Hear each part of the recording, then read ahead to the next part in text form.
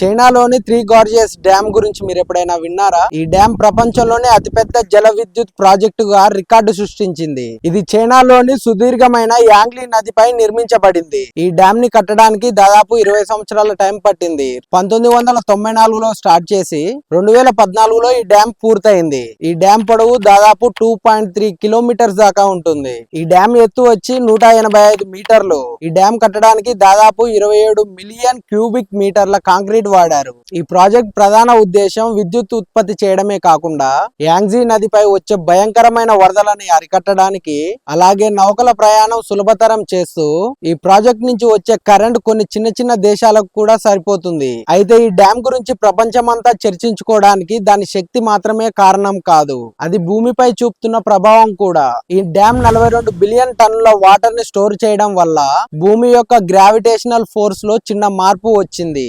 దీనివల్ల భూమి తన చుట్టూ తానే తిరిగే స్పీడ్ లో 0.06 మైక్రో సెకండ్లు తగ్గిందని నాసా తెలిపింది. అంటే మనిషి కట్టిన ఒక కట్టడం గ్రహం యొక్క గమనాన్ని ప్రభావితం చేయడం ఇదే మొదటిసారి. ఈ ఇన్ఫర్మేషన్ మీకు వర్తి అనిపిస్తే ఒక లైక్ చేసి మరిన్ని వీడియోస్ కోసం ఫాలో చేయండి.